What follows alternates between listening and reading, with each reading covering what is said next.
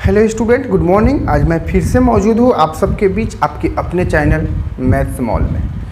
तो आज हम नए टॉपिक लेकर के आए हैं जो आज हम स्टडी करने वाले हैं सेट के विषय में। आज सेट होता क्या है इसके विषय में पहले हम डिस्कस करते हैं, उसके बाद इसका टाइप्स पढ़ेंगे। तो चलिए बात करते हैं सेट के बारे में। Is a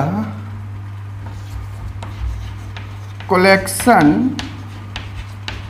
of well defined distinct object. अब ये है क्या? सेट जो है एक वेल डिफाइंड ऑब्जेक्ट को क्या करती है मालूम है? कलेक्शन। दैट मीन्स अगर हम a is equal to 1 2 3 4 5 6 dot dot यहाँ पर अगर हम ले रखें तो ये क्या सेट है? ये सेट है। 1 2 3 4 5 6 डॉट डॉट ये क्या है? नेचुरल नंबर है। आप जानते हैं नेचुरल नंबर क्या है? जितने भी काउंटिंग्स नंबर है वो क्या है? नेचुरल नंबर है। क्या ये नेचुरल नंबर है? यहाँ डॉट डॉट दिया गया है कि और सारे इसमें डिजिट हम डाल सकते हैं। तो ये वेल डिफाइंड ऑब्जेक्ट है कि नेचुरल नंबर ही है। आप कहीं भी जाइए, किसी से भी आप टॉक कीजिए, पूछिए कि आप नेचुरल नंबर बताइए, उसका यही जवाब मिलेगा 1 2 3 4 5 6 डॉट डॉट डॉट इनफाइनाइट तक आप चले जाइए। सेकेंड, अगर आपसे पूछा जाएगा इवन नंबर का सेट बताइए तो क्या कहोगे? 2 4 6 8 डॉट डॉट। क्या ये सेट है या नहीं है? ये वेल डिफाइंड है या नहीं है? क्या हम कोई दूसरे स्टूडेंट से कि आप बताएं हमें कि इवन नंबर क्या होता है, तो उसका भी यही जवाब होगा 2 4 6 8। क्लियर है यहाँ? तो ये क्या है? एक वेल डिफाइंड किया गया है कि नेचुरल नंबर ये है और ये इवन नंबर है। इवन नंबर में आप 1 नहीं डाल सकते हो। अगर 1 डाल दोगे तो वेल डिफाइंड नहीं कहलाएगा। थर्ड ऑप्शन आपको हम देते हैं a is equal to AEIOU। क्या ये वेल डिफाइंड है? यस, बिल्कुल है। आप कहिएगा कि सर ये इंग्लिश अल्फ़ाबेट है ना, मेन वोवेल है ना, AEIOU। तो ये एक वेल डिफाइंड हो गया। अब कौन सा सेट नहीं होगा इसे भी ज़रा हम सब देख लेते हैं वैसा एग्जाम्पल दे करके। अगर a is equal to 1 2 3 ABC dot dot ये दे दिए, क्या ये सेट आपको लग रहा है? बोलिए, अब ध्यान से इसको देखने की कोशिश करें पहले। क्या 1 2 3 ये क्या है? Natural number. तो नेचुरल नंबर 4 5 6 भी हो सकते हैं। तो चलिए एक डॉट डॉट है और यहाँ ABC है, तो ये आपका क्या है? नेचुरल नंबर का कुछ डिजिट है और यहाँ अल्फ़ाबेट है। दैट मीन्स ये वेल डिफाइंड नहीं है। सेट का कहने का मतलब हो गया कि उसका सेम ऑब्जेक्ट होना चाहिए। अगर आपके पास 11th का बुक है, अगर 11th की बुक अगर उठा लिया जाए, उसमें बोला जाए कि इसमें जितने भी पेजेज है क्या ये सेट है? ये वेल डिफाइंड है। क्योंकि आप दूसरे 11th का सेम पब्लिकेशन का बुक अगर उठा करके देखेंगे तो उसमें भी यही होगा और इतना ही पेज होगा। तो ये एक वेल डिफाइंड है। क्लियर हुआ? तो सेट के बारे में समझ लीजिए एक बार और। Set is a collection of well defined object, वही क्या कहलाता है? सेट। और set is denoted by capital letter. Set को हमेशा कैपिटल लेटर से डिनोट करेंगे। जैसे यहाँ देखिए a is equal to something, कुछ सेट हो गया, ई ले लिए, कैपिटल ही होना चाहिए, यहाँ स्मॉल नहीं होना चाहिए।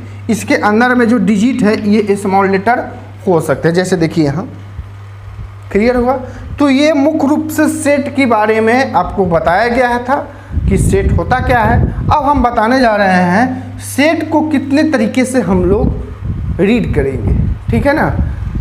तो चलिए इसे भी देख लेते हैं कि सेट को हम लोग कितने तरीके से पढ़ पाएंगे और कितने तरीके से लिखते हैं, इसे देखेंगे। उसके बाद हम टाइप्स ऑफ सेट पर डिस्कस करेंगे। तो चलिए इस पर फोकस कर लेते हैं, सेट को कितने तरह से रीड किया जाता है। ओके, ये सेट हम लोग 2 तरीके से लिखते हैं। एक का नाम है रोस्टर फॉर्म, इसी का दूसरा नाम है टेबुलर फॉर्म। क्लियर है? और सेकेंड है सेट ब्यूलर फॉर्म, इसको हम और रूल फॉर्म भी बोल सकते हैं। समझिए कि रोस्टर फॉर्म में सेट को कैसे लिखा जाता है ये पहले देख लेते हैं। क्या है? In this form we list all the member of the set within brackets। Bracket को समझते हैं आप सब, वो भी करली ब्रैकेट्स होना चाहिए। करली ब्रैकेट्स का मतलब हो गया ए इक्वल टू, इस तरह से देखिए है ना, इस तरह से लिखते हैं, इसको करली ब्रैकेट बोलते हैं। ऐसे नहीं लिखेंगे हम और ऐसे भी नहीं लिखेंगे, ठीक है ना, हल्का ऐसे घुमा दीजिएगा। अगर ऐसे नहीं लिखने आएगा तो आप ऐसे घुमा दीजिएगा, ये करली ब्रैकेट्स कहलाता है। And separate these by commas, कहने का मतलब हुआ, फॉर एग्जाम्पल हम समझते हैं A is equal to curly brackets के अंदर 1 2 3 4 5 डॉट डॉट, क्या ये कॉमास के रूप में लिखा हो गया है कोई भी डिजिट को। डेट मीन्स ये हम नेचुरल नंबर लिखे हैं, क्योंकि हमें समझना पड़ेगा कि सेट क्या है, वेल डिफाइंड ऑब्जेक्ट भी होती है, क्योंकि अभी हम सेट के विषय में डिस्कस किए थे। अब ये सेट लिखने का तरीका बता रहे हैं कि दो तरीके हैं जिससे हम लोग सेट लिखते हैं। तो एक इक्वल है, ए इक्वल क्या है 1 2 3 4 5 6। सेकेंड एग्जाम्पल हम आपको बताते हैं, B is equal to A E I O U. तो ये कोई भी मेंबर्स, कोई भी एलिमेंट, कोई भी डिजिट हो, कोई भी लेटर हो, वो वेल डिफाइंड हो और वो हम करली ब्रैकेट्स के अंदर कॉमा के रूप में हम लिखते हैं, उस मेथड को क्या बोलते हैं, वो रोस्टर फॉर्म। ध्यान में रख लीजिए, रोस्टर फॉर्म का ही दूसरा नाम क्या है मालूम है, टेबुलर फॉर्म। क्लियर हुआ? चलिए अब दूसरा क्या तरीका है लिखने का, उसका क्या नाम है, सेट बिल्डर फॉर्म, या इसे रूल फॉर्म भी बोला जाता है। क्या है, in this form we write a variable. Variable समझते हैं ना, अल्फ़ाबेट में जितने भी लेटर्स हैं, हम मैथ में पढ़ते हैं, स्टडी करते हैं, उसको क्या बोलते हैं, वेरिएबल समझते हैं। चलिए, एक्स से x representing any member of this set followed by a property satisfied by each member of this set A is equal to something. अब देखिए कहने का मतलब क्या हुआ कि चलिए हम ये सेट लिए, यहाँ हम एक ये सेट लिए, तो ये क्या है, इंग्लिश अल्फ़ाबेट है, ये क्या है बताइए, नेचुरल नंबर है या नहीं है। वही आपसे अगर कहा जाएगा 1 to 10 नेचुरल नंबर को आप सेट के रूप में दर्शाइए, तो क्या हम इसका नेचुरल नंबर हम एन भी ले सकते हैं, 1 2 3 4 5 6 7 8 9 और 10। क्या हम ऐसे लिख सकते हैं कि नहीं, सेट में लिखेंगे 1 to 10 नेचुरल नंबर को हम ऐसे लिखेंगे। जो ये मेथड क्या कहलाता है, रोस्टर फॉर्म कहलाता है। और इसी को एक नेचुरल नंबर है, तो चलिए ले लिया गया है। अब यहाँ पर क्या होगा, जरा सा ध्यान दीजिएगा, करली ब्रैकेट्स तो हो गया। अब यहाँ से हम स्टार्ट करते हैं कि ये एक्स, अब एक्स क्या है, यही दिया हुआ, यही समझने की, राइट वेरिएबल से एक्स, ये ध्यान में रखना पड़ेगा, एक्स लेना ही है।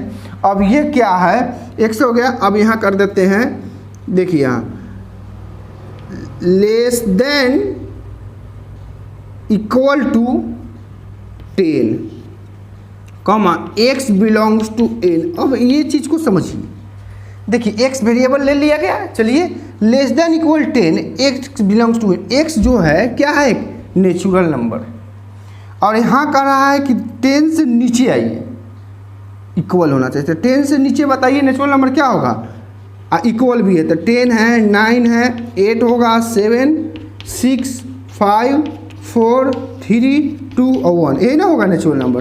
तो देखिए हम ऐसे भी लिख सकते हैं सेट को, तो उसका नाम पड़ गया रोस्टर फॉर्म, और इसी को हम इस रूप में लिख दिए तो इसका नाम क्या हो गया, सेट बिल्डर फॉर्म। क्लियर हो गया? तो यही है, एक हम सिंपल वेज में लिखते हैं उसे रोस्टर फॉर्म कहते हैं, हम में लिखते हैं जो कि सेट बिल्डर फॉर्म कहलाता है। तो यही हुआ सेट लिखने का तरीका।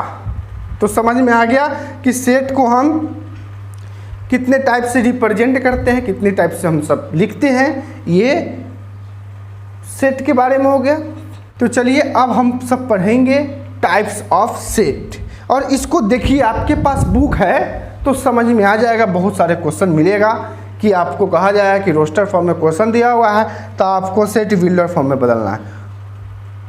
अगर इस फॉर्म में दिया हुआ है तो आपको किस फॉर्म में जाना है, रोस्टर फॉर्म में मिल जाएगा। तो घबराने की बिल्कुल ज़रूरत नहीं है। अब हम इसका टाइप्स का स्टडी कर लेते हैं और अच्छे से समझ में आएगा, क्योंकि अभी जितने भी पढ़ाएं एकदम अच्छे से समझ में आया है, एकदम बिल्कुल आया होगा।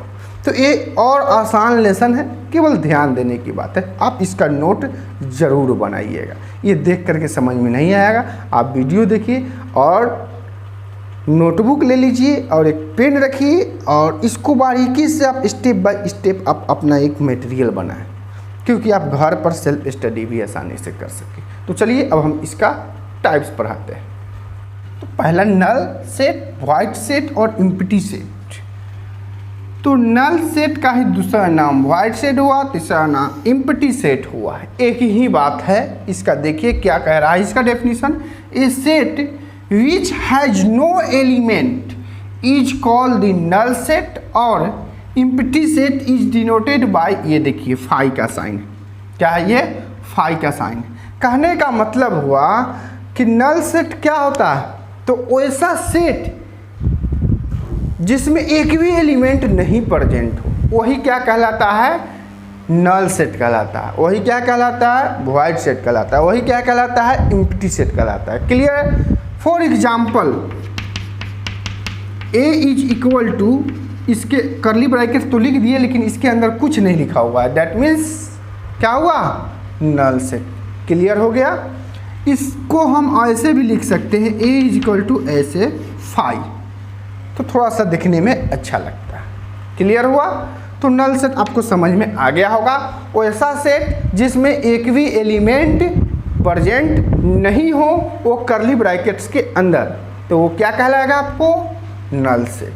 क्लियर है। चलिए second number single turn set. आप जान रहे हैं, इसका नाम ही सुन करके आपको मालूम पड़ गया होगा कि इसका डेफिनेशन क्या होने वाला है। सिंगल नाम ही पड़ गया तो सिंगल टर्न सेट, वैसा सेट जिसमें केवल एक ही एलिमेंट हो, वही क्या कहलाएगा मालूम है, सिंगल टर्न सेट। देखिए क्या लिखा हुआ है, a set containing only one element is called singleton set. देखिए कितना अच्छा है।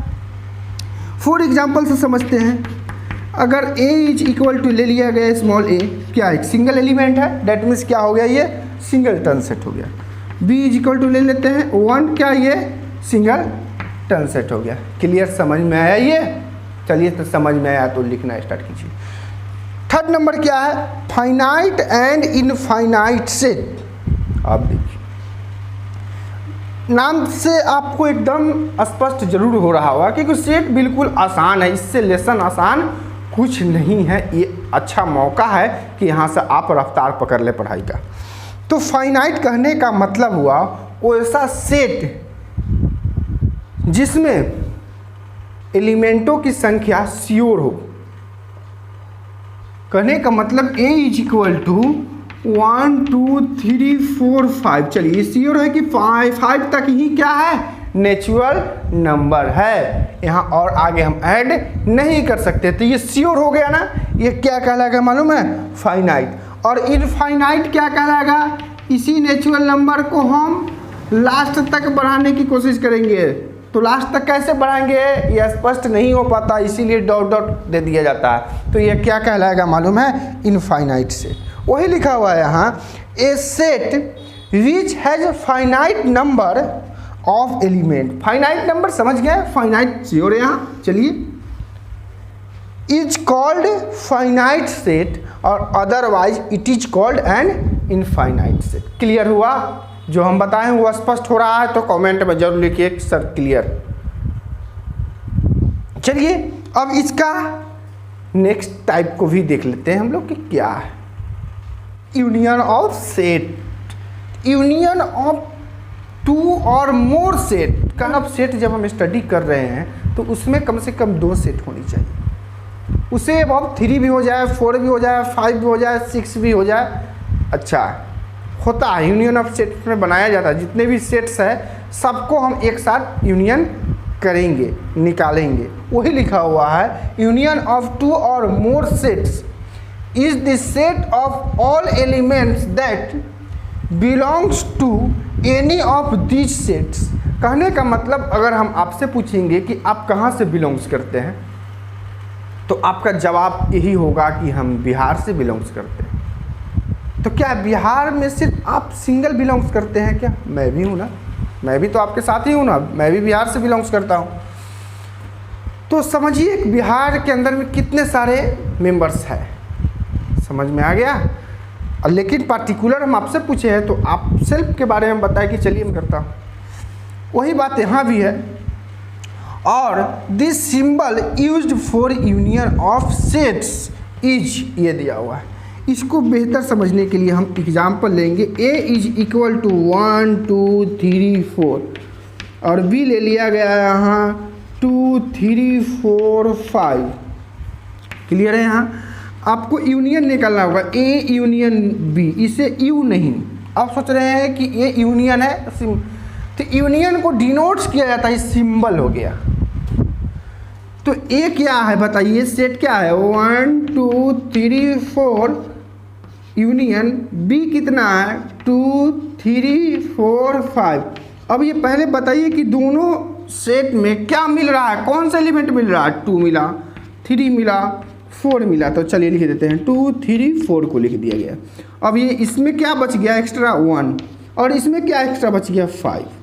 अब इसको सीधा कर दीजिए 1 2 3 4 5। देखिए यूनियन ऑफ सेट निकल गया। ये आपको समझ में आ गया होगा। कहने का मतलब क्या है, एक बार और समझा देते हैं कि दो सेट दिया हुआ है, दोनों सेट में जो एलिमेंट है उसे पहले लिख दीजिए जो कॉमन मिल रहा है, उसके बाद जो दोनों सेट में जो एलिमेंट बचा हुआ है एक्स्ट्रा उसे लिख देना है, लेकिन रिपीट नहीं किया जाना है। जैसे ए इज इक्वल टू 1 2 3 2 4, क्या ये सेट है? जी बिल्कुल नहीं है, क्योंकि 2 जो है डबल आ गया, तो ये सेट नहीं होगा। समझिए इस बात को। इंटरसेक्शन ऑफ सेट, जो अभी हम यूनियन ऑफ सेट से मिला जुला भी इंटरसेक्शन ऑफ सेट है। देख लीजिए इंटरसेक्शन ऑफ सेट क्या कह रहा है, अब इसे पहले समझते हैं, उसके बाद हम आपको एग्जाम्पल से भी समझा देंगे। It is the set of all the elements which are common to all this set. देखिए सिंपल सा है, देखिए यहाँ A इज इक्वल टू 1 2 3 और B को ले लिया गया 2 4 5 6। अब यहाँ इंटरसेक्शन निकालना है, तो इंटरसेक्शन का देखिए सिंबल क्या है, ये इसको उल्टा यू भी बोल दीजिए चलेगा, आपको समझना है, लेकिन उल्टा यू है नहीं, समझ लीजिए। इंटरसेक्शन ऑफ सेट बोलेंगे, क्या बोलेंगे? इंटरसेक्शन ऑफ सेट बोलेंगे। तो चलिए A कितना है 1 2 3, इंटरसेक्शन ऑफ सेट B कितना है 2 4 5 6। अब ये पहले हमें बताइए आप, A और B दोनों में क्या मिल रहा है? 2 तो मिला, और कुछ मिल रहा है? नहीं मिल रहा, तो ये 2 लिख दिए। लेकिन जो दोनों में बच रहा है ना, उसे रिपीट नहीं करेंगे, वही क्या कहलाएगा मालूम है? Intersection of set. समझ में आया? अगर दोनों में बच रहा है, अगर उसको भी लिख देंगे तो कौन सा सेट कहलाएगा? इसके बिफोर पढ़े हैं, याद कीजिए थोड़ा सा, यूनियन ऑफ सेट पढ़े हैं। क्लियर हुआ? चलिए दोनों में 2 मिल गया तो 2 लिख दिए, जो बचा हुआ है उससे मतलब नहीं है, यही लिखा हुआ है common to all this set, this symbol used for intersection of set is इतना। तो ये उम्मीद है कि आप सबको अच्छे से समझ में आया होगा। आज हम इतना ही छोड़ रहे हैं, क्योंकि आपको बैक का भी कुछ पढ़ाई जरूर करना होगा, मुझे मालूम है, हम भी पढ़े हुए हैं, तो हमें भी लग रहा था कि नहीं पढ़ाई क्या होता है, हम समझे हुए हैं इस बात को। तो आप सबकी दुख को हम समझ रहे हैं, इसीलिए हम थोड़ा सा परिचय इसका दिए हैं। और इसका टाइप्स है, एक क्लास और रहेगा थ्योरी में, देने के बाद हम लेसन पर चलेंगे और लेसन बहुत जल्दी ख़त्म हो जाएगा। इसलिए आपको मौका दे रहे हैं कि बैक का भी क्लियर कर लीजिए, और ये जो थोड़ा सा बताए हैं इसको ज़रूर क्लियर कर लीजिए। और बनाना चाहते हैं ना इस थ्योरी से रिलेटेड कुछ क्वेश्चन, तो NCERT का फर्स्ट लेसन निकालिए, और उसमें बनाना नहीं है, ऑब्जेक्टिव है, केवल कंसेप्ट है कि कौन सा सेट है, कौन सा सेट नहीं है, कौन सा सेट फाइनाइट है, कौन सा सेट इनफाइनाइट है। बस यही सब आपको क्या करना है, देखना है, समझना है। तो केवल पढ़ने वाला है फर्स्ट लेसन, आप उसे देख करके सेट को क्लियर कर सकते हैं। तो देख लीजिएगा, तो मेरे लिए भी बहुत अच्छा होगा और आप सबके लिए बहुत अच्छा होगा। तो कोशिश कीजिएगा, तो अगर टाइम बचे तो आप उसे भी देख लें और सेट को क्लियर कर लें।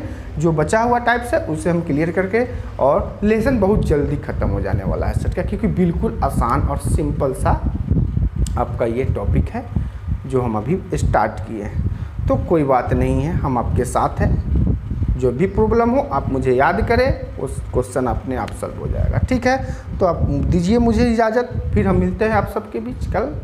तब तक के लिए